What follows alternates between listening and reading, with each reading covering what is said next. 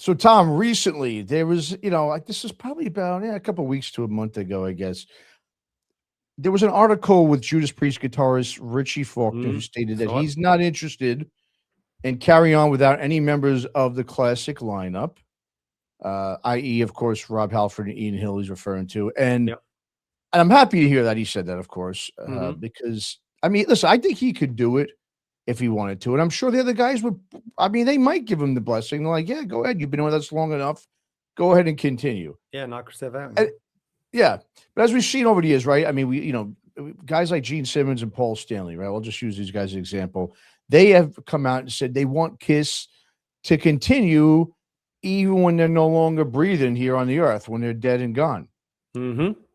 And so a lot of these legacy bands, they don't want the legacy to really ever end. A lot, some of them, I'm just using Kiss as an example, and of course the conglomerate, the labels, all the conglomerates, Sony, all these guys who own their music, they don't want that either, right? They will do whatever it Yep. takes, I think, to make sure that they don't go away, which is why you see in holograms. It's why you've got the Sphere in Vegas. Because, I always look at like the Sphere in Vegas is a great example of, right? You could literally, because that place is so massive, Hmm. no one's looking at the band members. So you could literally, I mean, put anyone, Kiss is a great example. You could dress anyone up as Starman and all the Yeah. characters or whatever, right? Put makeup on them, make it look like it's them. I mean, these guys could be dead already, and you'd have no idea, and they would put them out there. You think they're alive, and that they're still playing. So I guess that begs the question, then, Tom: when should bands say enough is enough to at the very least protect, in my opinion, the integrity and just really the legacy of the band overall? I mean, because there's several classic rock and metal bands out there, like I said, are continuing today with zero original members. So what's your opinion on that? Okay, so I think it comes back to how much of a purist you are as a person, right? Do you want to see the original band or them as much as the original band as possible, or you just want to go and see maybe the lead singer and have a good night out and a couple of beers? So it all depends, and I Mhm. don't think there's any right or wrong. I give you my opinion, but I'm not Mhm. going to diss anybody for theirs because if let's just take. I think the biggest one we can even think about, which is Foreigner, right? I know is Lou Graham back with them or not? I don't know. I don't know what's going on with them, right? But Mhm. I give you an example, right? I went to see Foreigner when I lived in Jersey, going back maybe at PNC Art Center. You know the PNC. Went Yes. to the PNC, saw Foreigner there. I think Jason Bonham supported him, and there was like easy 15,000 people in the audience, right? I think it Mhm. holds about 15, 16,000. It was the rainiest, wettest night ever. Not one original band member on the stage, and there was 15 freaking thousand people there watching it because they know the songs. They don't. And Foreigner were always kind of this faceless band. I get that. They didn't Mhm. give a shit. And on the night, I didn't give a shit either because I was having a great night out with my buddies. We were just wet. We were drunk. We didn't care. We were singing. You were as cold as ice, rain coming down, right? So it was a great night Mhm. out. So for that moment in time, I didn't give a shit that I wasn't seeing Foreigner on the stage. And if you said to me, hey, have you ever seen Foreigner live? I would say, yeah, I did, but I didn't. You know what I mean? Mhm. So there's Yeah, no it right makes or sense. wrong Yeah, here. yeah. Another prime example, I Mhm. just use examples as opposed to anything. I went to see AC/DC last year. So we know what's happening with them. You Mhm. got Brian Johnson, you got Angus Young, and they're actually playing in Charlotte in July. I'm going again. Mm. They've got, I don't even know who's playing with that. I can't remember the names, but, all like, Phil Rudd, Cliff Williams, whatever. We know what happened to them. Again, this is going back to, you're asking me the question. I'm thinking, did I care when I was at the concert? So the answer is no. Now, conversely, it gets to the point, if you were to really analyze it, going, when does it stop? Is if like, let's just take a legacy band, and Richie from Focus on Metal, a good friend of mine, like I think Richie is a limit of like 60-70% or he's out, right? And again, no Mhm. right or wrong, it's personal opinion. But there's bands out there that we're not probably aware of. And I took a few notes because I did a bit of a deeper dive, like Opeth as an example. I think they've got maybe 2 original members, but because, they're not as famous. In Flames, obviously Swedish kind of metalcore band. They just got a #1 in Sweden. Apparently they have no Mhm. original members. So this shit is Mhm. going on, right? But goes back to one of Bob's probably arguably best videos ever, band versus This is brand. brand. And that's what Yep. it's all about. Take Def Leppard as an example, take Judas Priest as an example. Blackfoot is another one, Ricky Medlock. I think there's a Blackfoot out there right now with 0 original members. So personally, I would prefer to be as pure as possible. But there's an argument to go, you know what? Fuck it. I get what I'm going to see as long as the ticket price are not too expensive. It's a good night out. So there's a little bit of both in me for that. I don't sit on the fence on anything, but I'm kind of on the fence on this one because I can genuinely see both sides. And then I'll finish and let you get back, Matt. But as we get into these bands like a Priest and an AC/DC and an Opeth, what are the chances of the original bands being together anyway? Because they're in their 70s, some of them are dead, some of them are sick, some of them don't care. So the chances of keeping these guys together is kind of next to impossible. So do you just take what you get or take nothing? Yeah. So I'm fine. To me, I'm fine with a band continuing. In my opinion, if they at least have one member, not even an original member, or one member from sort of from the pinnacle of the band's career. Going back, yeah. Like I'll give you an example. Quiet Riot. Yeah, right? I have them on my list right there. Right, yeah, because they have Rudy Sarzo. Yeah. Now he wasn't an original member, but he was on the big album, the one #1, Mental Health, right? Yep. So, which is the first metal album to ever go #1. So as long as you have, I think that and Frankie Banali, right? He did that for years. He was the only original member in Quiet Riot for years. So to me, that's fine because they're essentially, I guess, especially being like Quiet Riot. There was no Quiet Riot really before the album. I know Randy Rhoads is with them, but let's be honest, they were not good. And no one knew them. They were terrible. They were bad. They were not a good band, and that's why they couldn't get signed for the life of them, even though they had a guy like Randy Rhoads, right? A virtuoso like that. Yep. So yeah, my main thing is I'm cool with it. I've adjusted and you just brought up a good point, actually. And let me piggyback on that about, like you said, these old bands. What are the chances you're going to have even some of these guys even still being not? I think we all know, of course, no one's expecting to have all original members and or all band members that have been a part of it over the years. No, but like I said, to have you need at least a core. one, you need some kind of core. You need something. Yeah, just give me one. Really, that's my thing. Give me one guy. Not even original. It could be original member or a guy who was like I said, the pinnacle of the band's career, right? They were part of it. Okay, so let's go through some of the bands, that are in this situation. You just mentioned one with Foreigner, of course. That's definitely probably the biggest one. But let's look at. We'll start with the rock and classic rock, like you said. Foreigner's one. You just brought up Ricky Medlock and Blackfoot. Well, not just that, but Lynyrd Skynyrd. Let's look at Lynyrd Skynyrd. Yeah, here's a great example, one, right? Yeah.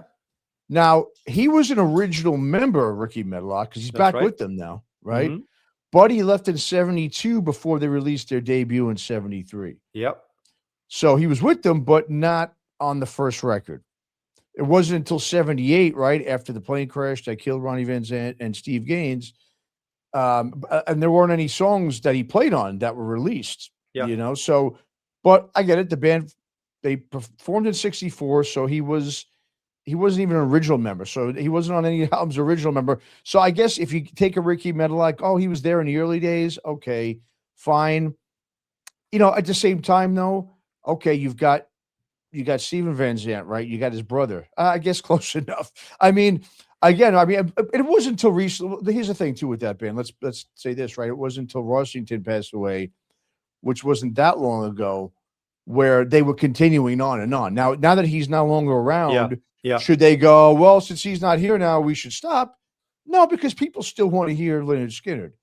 And since those guys have been in the band for a while, not Steven Van, what's his name? What's Van Zant's first name? Not Steven. Ronnie? No, his brother who sings now. The other guy, that guy. Yeah, I can't even remember his first name. Is it Johnny Van Zant? I forget the guy's No, it's not name. Johnny. Johnny and Ronnie. No. I don't know why I was thinking of Steven. That's freaking what's his face? That's the Bruce Springsteen. Yeah. What do you call it? Anyway, it'll come to me. I don't know why I can't remember on the top of my head. But the bottom line is, he's been there. He's been singing with them since the early 90s, I believe, when they put out that record. So I can understand. It's like, well, yeah, what are you supposed to do now? Just go, you know what? We're done because Washington passed away and there's no more original members. Yeah. So I would think Lynyrd Skynyrd gets sort of that's another. It is Johnny Van Zant. Yeah, it is Johnny. Okay. I was right. But I saw Skinner. Oh, now I can't remember the year. Must be, let me think, probably 15 years ago. They supported Deep Purple, actually. I saw them in Dublin. And Leonard Skinner blew Deep Purple off the stage. I remember that because it was with Richie and they just blew my socks off. And obviously, Ricky Medlock wasn't involved then, but they were freaking amazing.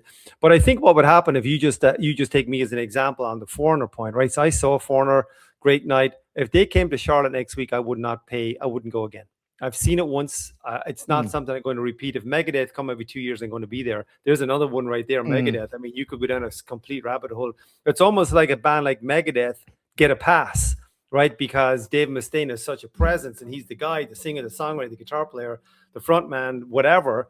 But he could have a complete no marks, no names behind him. I don't care because it's Dave Mustaine. Well, it's his band. I mean, it's his band, but you could. Priest is another one, obviously with Halford, and we spoke about Ian Hill.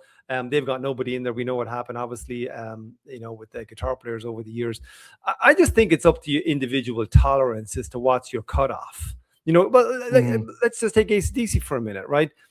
We know what happened with Brian Johnson a couple of years ago, and Axl Rose stepped in, right? So now you had the singer, but hey, you had Cliff Williams and Phil Rudd. So did he make up the difference for the sake of this conversation? To me, I wouldn't go see AC/DC with Axl Rose for all the tea in China. I don't give a shit who the backing band are. So that's kind of flicking the switch a little bit. I think we've all got a tolerance to a certain band depending on our affiliation and affection towards the band. Like I give an example, White Lion. I went to see White Lion a couple of weeks ago. Not an Uber fan, never was, still not an Uber fan. Mike Tramp was up front. He was calling himself White Lion. There was probably 500 people there because of the brand of White Lion. And it was a good night out. Couldn't tell you. Actually, there was the bass player for Lion. Yeah. He always plays with Megadeth. What's his name? Yeah, what's his name? Damn it. Anyway, look, what's wrong with our brains tonight? Yeah, brain just is not working out, right? But anyway, my point is, I'll think of it in a second. I didn't think for James Lomenzo.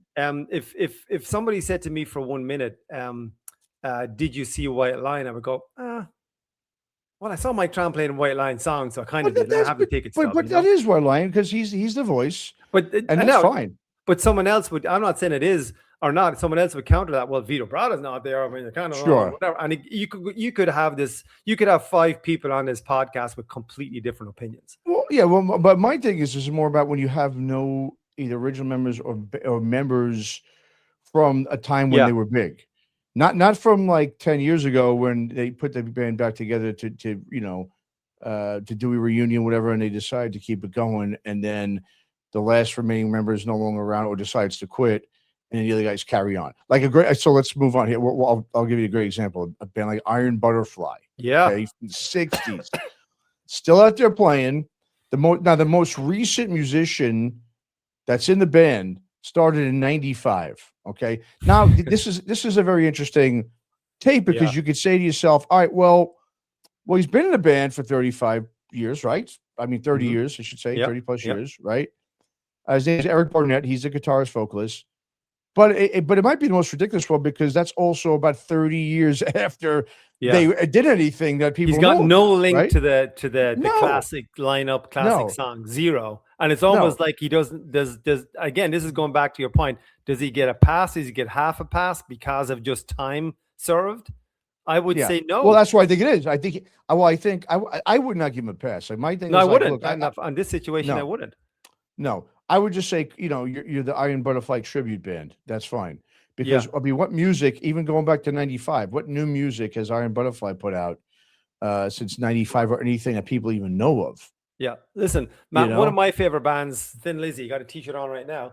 Phil Lynott obviously died back in 1986. Okay, that's sure. Mm-hmm. They went back on tour with John Sykes as the singer, guitar player, and they went out as bona fide Thin Lizzy with Scott Gorham, and obviously Brian Downey played for a little bit. Marco Mendoza, I think, was on the original, if I can remember. And I mean, why? I mean, no Phil Lynott. And calling yourself Thin Lizzy, I mean, and I actually saw that concert. But if somebody asked me right now, did you ever see Thin Lizzy? I would say absolutely not.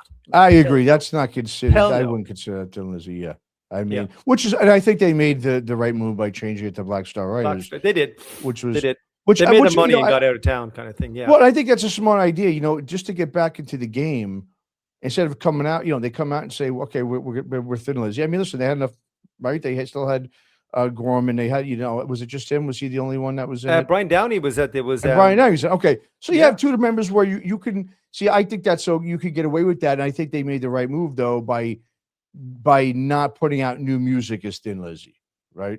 Well, Pantera are doing it right now. Pantera doing it with, but they're not putting out new music now. If they put out new music, I'd have a problem with that. That's I would agree with that. I don't think they will. Yeah. I think there's too much integrity in the band to do that. To be honest, unless they get off megabucks from a label or something. Well, and I think with their situation is a little different because how the tragedy happened, right? I mean, it wasn't like, you know, Dime, you know, OD'd or he just got killed in a car or whatever it may be. This was a very, you know, most tragic probably thing ever in music in terms of someone getting killed. So I think that would be extremely disrespectful if they put out new music on the Pantera. I'm fine with them, you know. But yeah, I think you're right. I think the music thing, but I think they get a pass because obviously you got Phil and you got Rex, so they get a pass. You got Rex for that. Right? I saw that. I saw that Pantera when they supported Metallica last year.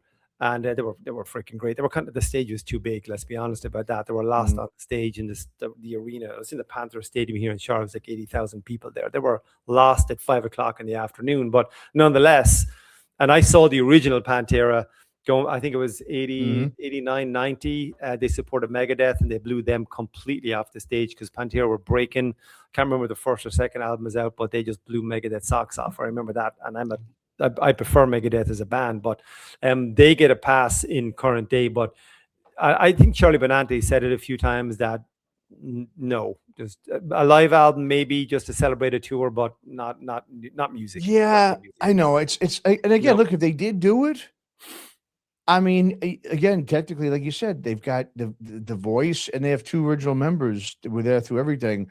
So that's technically. Right. As much as myself, I'm with you. I would hope they wouldn't. I wouldn't, you know. But here's the thing: if they came out, and if the album was a great album, and it was well received, I mean, again, it's definitely the branding. Obviously, you know. We can go through this. It depends. It's just a personal opinion, right? A personal choice of if you would support something like that. I don't think I would. But then again, if it came out. Look, I've done that a bunch of times where I'm like, they're not the same without them. I'm not going to support it. And then the album comes out, it sounds pretty good. And the next thing you know, I'm supporting it. You know what I mean? Right. So but I think, too, it's almost like it's not necessarily the number of, like, if you have a 5-piece band, you can't say, well, there must be 3 or I'm not going. It's like, well, who are the 2? Like, who are the 2, right? And that goes back to, like, Brian Johnson and Angus Young is going to fill 80,000-seater stadium all day long. Forget about the band versus brand, but you know, obviously, as Angus is gone, then it's over, right? If Brian is gone, it wasn't over. So it's not. I don't think for me it's a number. It's like it's like Priest with, obviously we can go back to Ripper and all that kind of thing, but like it's like Priest with Halford and Ian Hill. The rest of them are all new players over the years. Obviously, they've been there quite a while, but I think everybody will either have a number of original. Look at Deep Purple; they've got 3.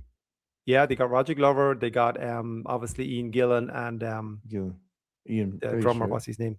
Yeah, Ian Pace. Ian Pace, thank you. Yeah. Their new song is amazing, by the way. You should check out the new Purple song, just dropped a few days ago. Phenomenal. It's phenomenal. It's just like these a new guitar players ripping like a lunatic on it. It's really, they're gone kind of heavy rock. They kind of went a different direction over the last couple of albums. But nonetheless, I think the tolerance level for everybody is totally different, and that's fine. There's well, I think it's one of those things where let's just go back to Thin Lizzy there again and Black Star Riders, right? They went ahead and tried to, you know, had the integrity, said we're not going to use the name, we're going to go ahead and put out new music on the Black Star Rise, but it didn't last. And they haven't been around now for a while. No, they had about 5 albums, I think. I was never BL. Was it that many albums they had? Yeah, I think they did. I'm pretty sure they did. I saw them a couple of times. They supported Saxon. I saw them in New Jersey. I saw them in Dublin supporting whoever. I was never a fan. I don't know. I think it was too forced. I never quite got it, to be honest. Well, that's my thing is, you know, we have to look at it too. We're in a time now with rock and metal where it's not as prevalent. I think, and then these guys, like you said, they're older, right? In the 70s, are you really going to start a new band under a different name? No. Or are you going to go and say, well, everything's been kind of I mean, when we talk about integrity, is there really that much in it anymore like it used to be? Where it's like, well, everyone wants to hear the old classic Thin Lizzy songs anyway. Put out a new record here or there. Everyone knows it's not going to be the same. When people, let's be honest, right? So if they would have released those records under Thin Lizzy, no one really would have recognized that as being quote unquote Thin Lizzy. No, it's just a way to put out new music and like you said, but they did release using the live brand to sell it. They released live albums with John Sykes, One Night Live, I think it's called, and they call it Thin Lizzy Live or whatever it was. I think, or when Ricky Warwick is singing, which I don't think they should have done that. They should have said an evening with Thin Lizzy or an evening of Thin Lizzy. So they kind of skated that. They didn't. It wasn't new music, but they kind of skated the usage of even putting Thin Lizzy on the cover. Like, it ain't Live and Dangerous. Like, knock it off. Personally, no, I know. It's not that it's bad. It's just don't call it that.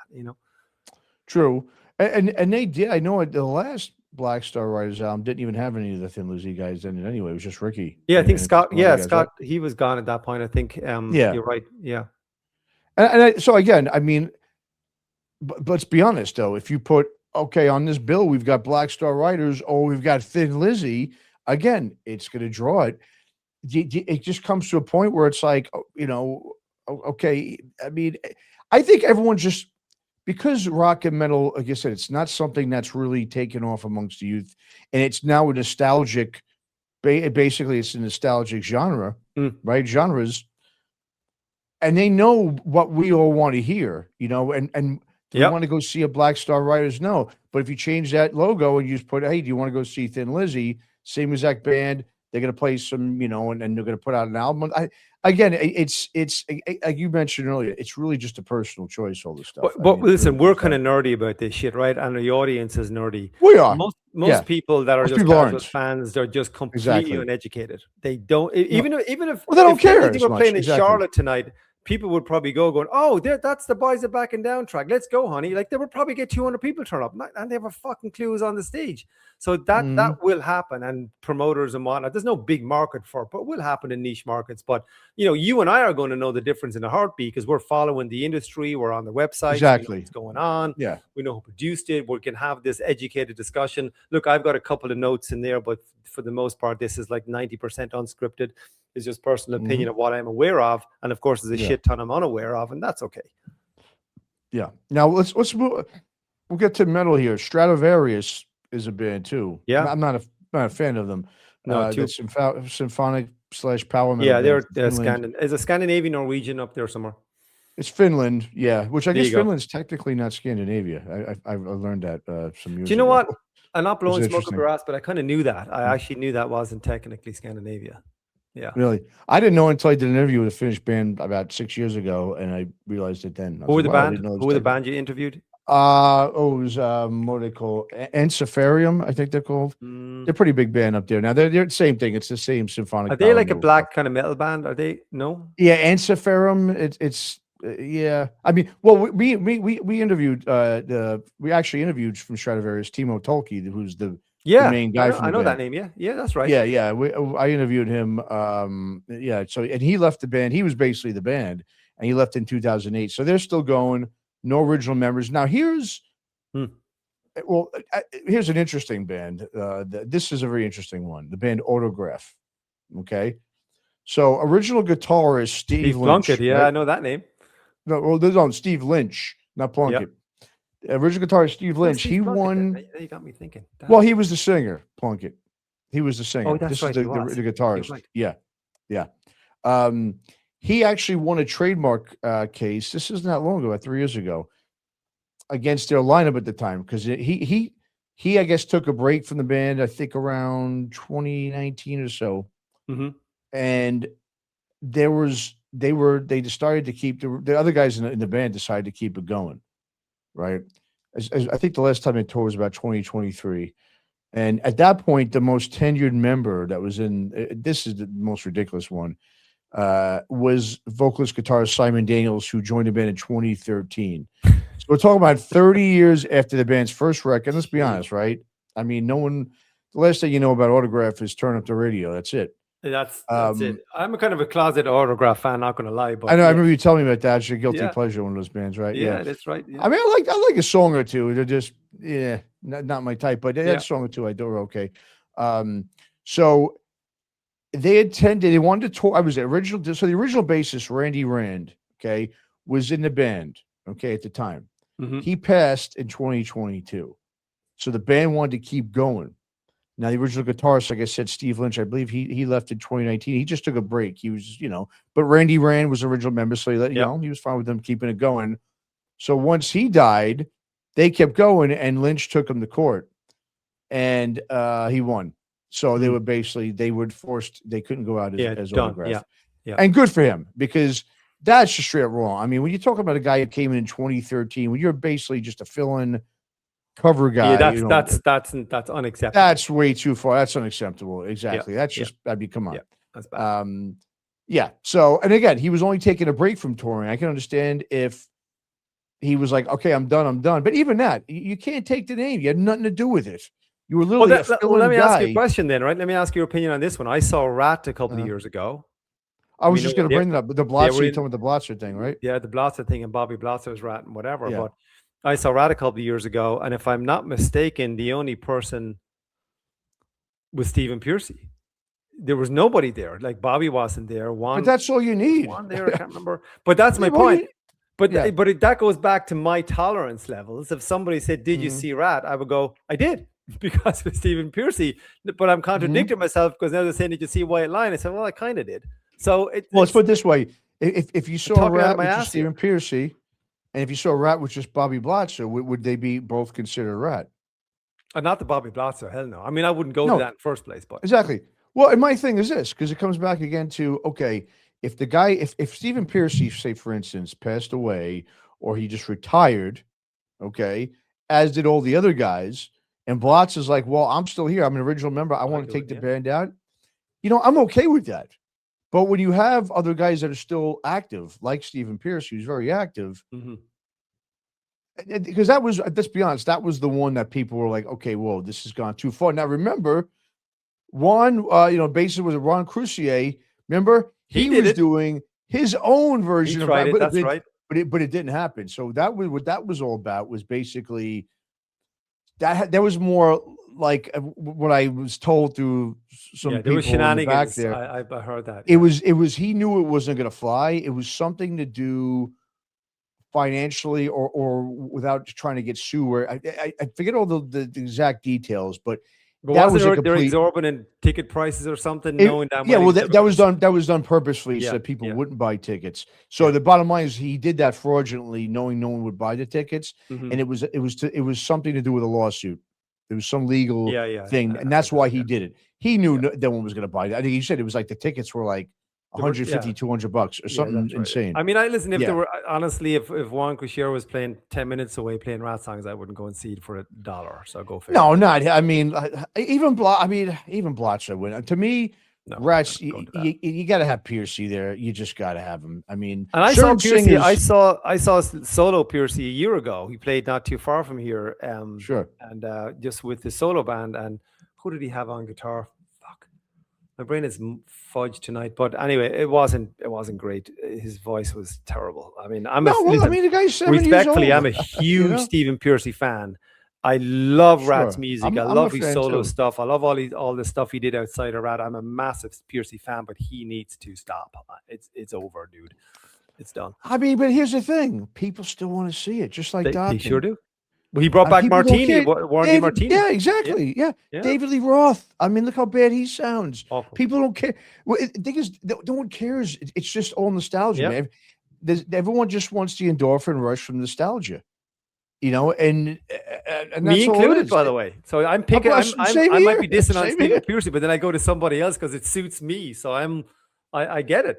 I mean, if you want to hear, let's be honest, if you want to hear Ratt songs, do you want to hear the real deal sing it, even if it's not the real deal anymore?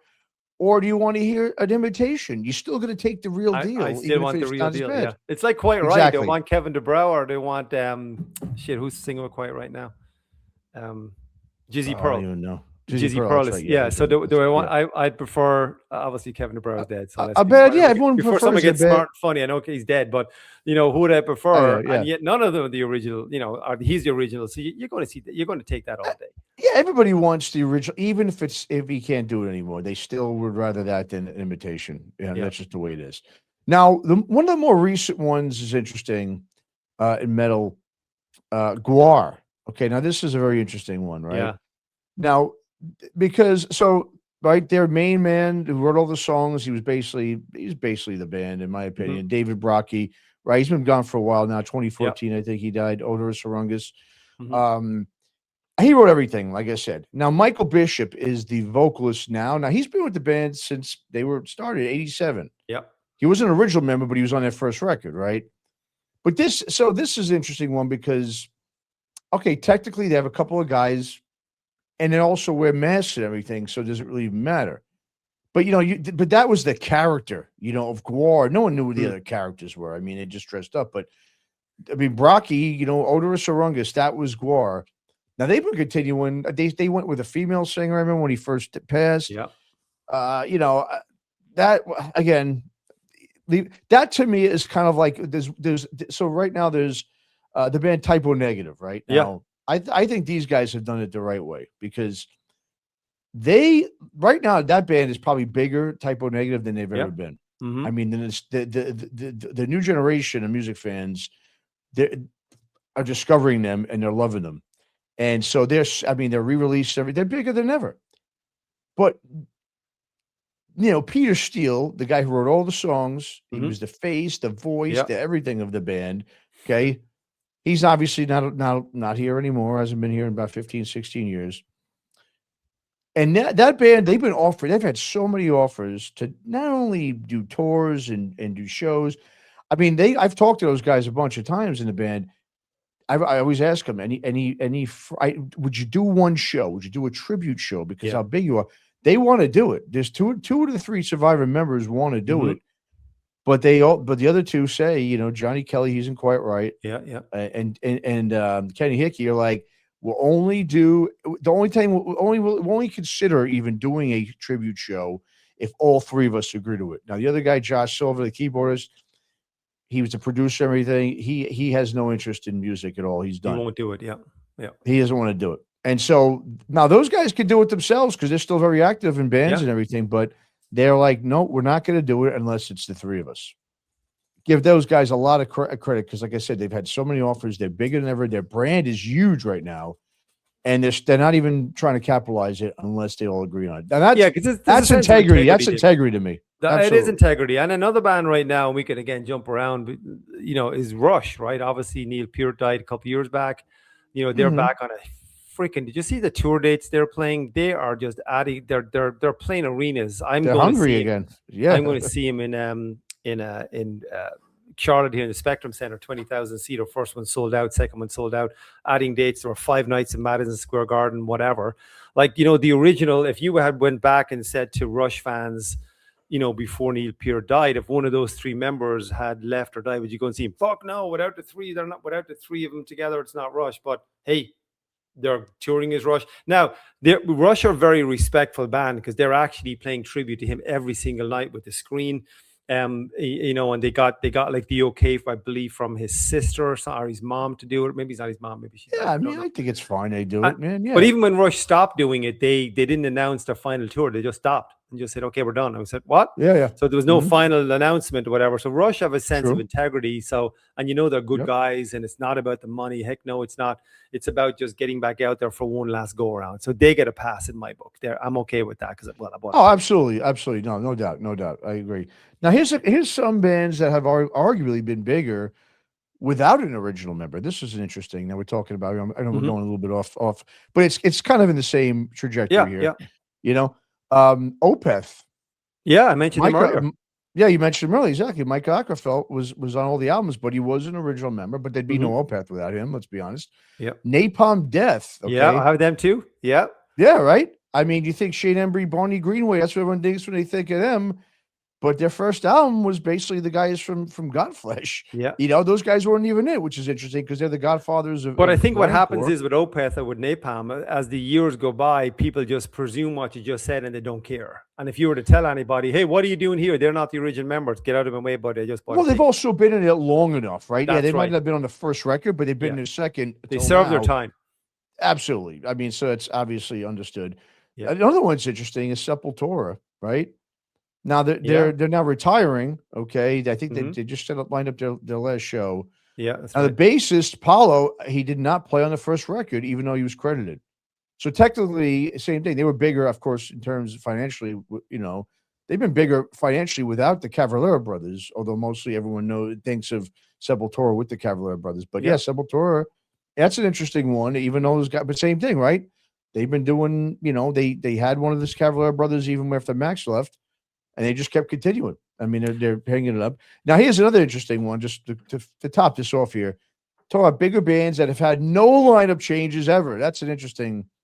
There's not very many. You know, if you think about it, like big enough bands. One's a 69 Eyes. Not a fan of those guys, but I know that they're a big band and sort of that. You know, I don't even know what you call that kind of music. It's kind of like Misfits type of music, like horror punk. You know, whatever we call it. Yep. Clutch, the band Clutch have had the same lineup since late 80s. Rammstein, they've not had one band member change. Yeah, that I had no idea. Full disclosure, I had no idea about them. Yep, and Alter Bridge is the other one. That's a bigger band that's no lineup changes. But yeah, so I mean, again, this is just a kind of a fun thing just to kind of go through all this. I love fucking around with this stuff. Yeah. I think it's fascinating. And just quick on Sepultura. Like I saw Sepultura, I think it was what year was Arise? 87, 88, I can't remember. That was 89, I think. 89. I saw him on the Arise tour. I think 90. I think there was 90. Yeah, I saw him on that tour. Yeah. So I saw him obviously with the original lineup, and I saw Sepultura again. I saw him when they played in Donington, and Max Cavalera's son or his brother, something happened, one of the sons or something, and he couldn't play. And then I saw he died. He passed. He did, and I think it just happened around that time. They were on actually Kiss were headlining Sepultura or Biohazard. I can't remember the lineup, but I saw that. I saw him then, and I saw him about 2 years ago. So I've kind of seen different incarnations of Sepultura. It wasn't their final tour. They went on tour with Creator actually, and it was phenomenal. So I with Derek Green. So I've seen 3 different versions of Sepultura. I'm not going to say I'm the biggest fan ever. I'm not. I like the band. I don't love the band, but they bring it live. I mean, I was hugely entertained. But that Arise tour, watching Max Cavalera, back when he was just an angry young man, was something else, man. I tell you. Yeah, no, they're great. I saw them too a couple of years ago, and you know what? They just played here actually last night. I just got in from Hawaii yesterday, so I didn't have the stamina to go, and I had work today, so I couldn't make this one. I was pretty bummed though. This is their last tour, but I did see them 2 years ago, and they were phenomenal. Last night they're playing with Biohazard and X's right now. So yeah, that's right. So killer lineup and stuff, but killer lineup. Sepultura, but I agree. Yeah, but yeah. So it's again, well, just to wrap this up, you know, with the original member type of thing, I just think, you know, at this point in time, because of where rock and metal is at the moment, I just feel like, you know, I think anything goes really, as long as people want to see it, then I'm just starting to feel like, you know what, it's okay. I mean, like I said, do I think Pantera should put out no music under that name? No, I don't. I think there are exceptions. I think that's one of them. I think that's just because of the tragedy and how it happened. It wasn't like he left the band or like I said, or he just passed. I mean, just the way that went down, and of course with Vinnie Paul, it's just disrespectful if they ever put out music. I mean, listen, a lot of people had issues with Pantera going out and even touring under that name. At first I wasn't crazy about it, but I was like, well, I mean, whatever. It's just I guess it's like, you know what? It's just a name, and I don't think the integrity in when it comes to names or this or that in music means anything anymore. I don't. I mean, would agree. It's fortunate, but it doesn't. Yeah. Well, I think too with Pantera, obviously, you know, with Zach, Charlie, whatever. But I think they're also honorable guys. You know what I mean? So like, they are. I totally. I've listened to enough Zach interviews and Charlie, whatever. Zach's a great guy. Yeah. Great. And I saw Black Label about a month ago, and fucking blew my socks off. They were so good. My God, they were so good. Saw the Zach Sabbath, the whole lot. So, and like, they're just they're just doing the right thing, paying tribute to the boys, because you can see them on the drums, the two, and they pop up with the screen. So you kind of go, yeah, okay, they're giving a tip of the hat to the guys who made it happen. Very respectful, not a money grab. Yeah. If they're making money, God bless them. But so I think it comes back to a little bit of the energy and the integrity of the person, because they're good guys. That cause it gives them an extra point or two. If you're being a dick about it, like the Gene Simmons, Paul Stanley thing, and obviously with Tommy Thayer and Eric Singer, I'm kind of okay with that, to be honest, because you have the two key members of the band. That was a pass for me. Of course. And that debate's still going on. Yep. And again, if anyone, like you mentioned at the start of this show, people should go check out that movie Band versus Brand that was put out by our late great friend Bob Nalbandian. It's a great. That was such a great. He was so ahead of the game there, Bob, putting that out, because that's something that it's just gotten more and more prevalent in music and rock and metal since he put the documentary out. It's a great documentary. That's right. And everyone should check that out. Pick that up, Band versus Brand. It'll explain everything, what goes on when it comes to It's kind of this conversation in video form, and it was done years ago. So he's it's a great one. I think it's his best work. I think it's Bob's. It's his best one by far. I agree. Absolutely. All right. Well, great chatting, Tom. All right, man. We will talk to everyone and see everyone next time on Hart O'The Matter. Take it easy.